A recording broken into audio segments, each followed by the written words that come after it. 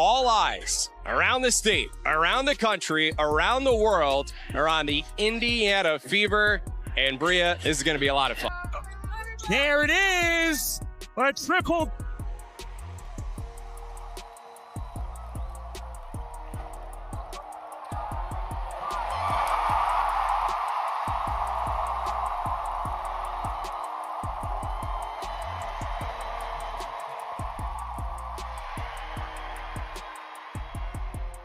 Having the Fever organization be what it is today, like, it is just so fun to be a part of. There's been a lot of anticipation. You've done a great job in training camp leading to this moment. Enjoy it. Okay, go out there and have some. All eyes around the state, around the country, around the world are on the Indiana Fever. And Bria, this is going to be a lot of fun. Caitlin Clark just accomplished something in 41 games that took Diana Taurasi 565 games to achieve. Let that sink in. The rookie to sophomore leap we're witnessing might be unprecedented in professional basketball history. There it is. A triple. While everyone's talking about her triple-double, there are actually 11 records from that game that were broken by Clark and the Indiana Fever. I've analyzed every minute of the Fever's demolition of the Chicago Sky, and what I found will leave you speechless. Caitlin Clark's triple-double was just the beginning of a night that changed the WNBA record books forever. If you're rocking with Indiana, comment "I've got the Fever" down below. Let's go. Having the Fever organization be what it is today. Like, it is just so fun to be a part of. There's been a lot of anticipation. You've done a great job in training camp leading to this moment. Enjoy it, okay? Go out there and have some fun. While everyone's eyes were locked on Caitlin Clark that night, something truly historic happened that almost flew under the radar. Dana Bonner walked onto the court just 7 points away from basketball immortality. Think about that. 15 years of professional excellence, thousands of buckets, and now standing at the doorstep of becoming the third highest scorer in WNBA history. Bonner is the fourth all-time leading scorer in WNBA history. And in her first game with the Fever, will likely move into third all-time. She's currently just 6 points behind Tina Thompson for third on the all-time scoring charts.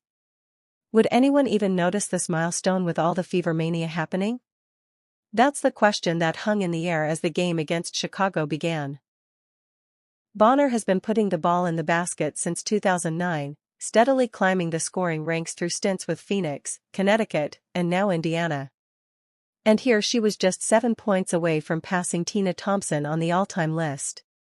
Bon who knocks it away. Cookies TV open right side and she lays it in. The moment finally arrived in the final quarter. Bonner was sent to the free throw line to hit 2 shots. The first one swished in, tying the record in front of an adoring crowd. The second one pushed her past 7,488 career points, making her just the third player in the 28-year history of the WNBA to reach this scoring summit. One more free throw for Potter.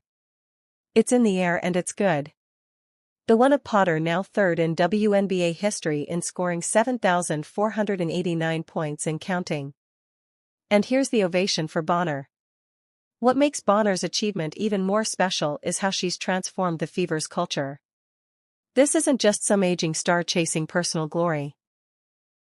She's a 6-time All-Star with 2 championships who brings winning DNA to a young roster desperate for guidance.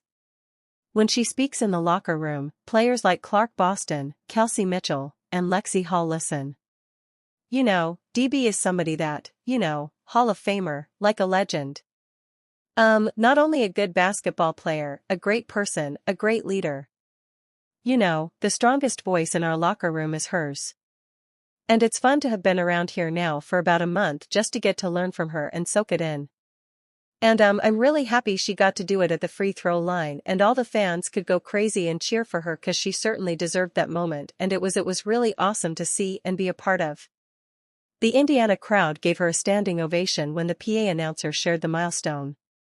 It proved that even in this era of viral highlights and young superstars, basketball fans still recognize greatness that spans decades. Bonner's climb to become the third all-time leading scorer wasn't just a personal achievement. It set the tone for what would become a night of record-breaking performances. Now Bonner has only Tina Charles ahead of her at 7,696 points for the second spot on the all-time list. But as impressive as her achievement was, the night was just getting started. Another Fever star was about to remind everyone why Indiana's future looks so frighteningly bright. Remember when people questioned if Aaliyah Boston could truly dominate, especially against fellow South Carolina alum Camila Cardoso, who stands at 6 feet 7 inches? Those critics got their answer in the most emphatic way possible against the Chicago Sky. Alright, y'all. Hey, good stuff. Okay, we did a lot of really good things. I thought our defense was really good. And when we had lapses, we played through possessions. Alright, so we made things happen, y'all. Overall, just hell of an effort. Boston entered her third season with something to prove. She wasn't just looking to be a great player. She wanted to establish herself as a franchise cornerstone alongside Clark, the duo that would power Indiana for the next decade. The foundation of something special brewing in Indianapolis. The Chicago front court came in full of themselves. Angel Reese had been talking all week about how she planned to dominate the paint against Boston. Instagram posts, press conferences, even in warm-ups. Reese made it clear she thought she'd own the matchup. Boston's response, a defensive master class that left jaws on the floor. 5 blocks that sent Sky players' shots flying into the stands. The kind of rejections that had fans jumping out of their seats and pointing at the scoreboard. Each time Reese went up for a shot, Boston seemed to be right there waiting. Boston's defensive dominance moved her to 6th in blocks in Fever history. Those 13 rebounds weren't just impressive, they were historic. The performance moved Boston to 8th in rebounds in Fever franchise history in just her third season. Think about that.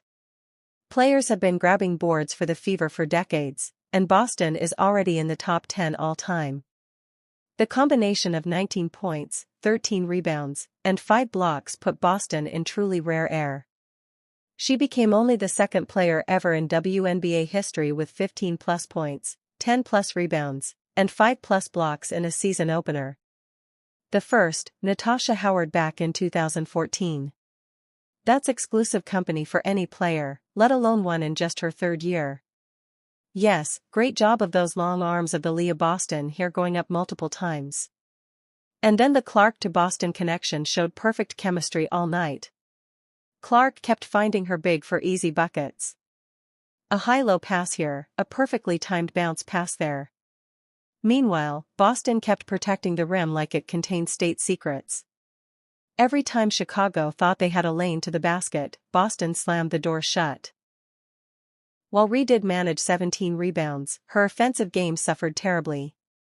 She shot just 5 for 14 from the field, struggling to score over Boston's perfectly timed contests. The much-hyped matchup turned into a clinic on defensive positioning and timing. Pow. Pow. Pow. But the most jaw-dropping moment of defensive brilliance came when Boston and another teammate combined for a record that had never been seen before in WNBA opening night history. A partnership that would have scoring wings and guards around the league rethinking their approach to attacking the Indiana defense. What Caitlin Clark did against the Sky wasn't just impressive. It was something we've literally never seen in the 28-year history of the WNBA. No one has ever done what she accomplished in that season opener. Not Diana Taurasi, not Sue Bird, not Cheryl Swoops, nobody. Ready for this season to tip off? It's the Fever against the Chicago Sky. We saw record crowds a season ago and I'd say they are back and raring to go in 2025.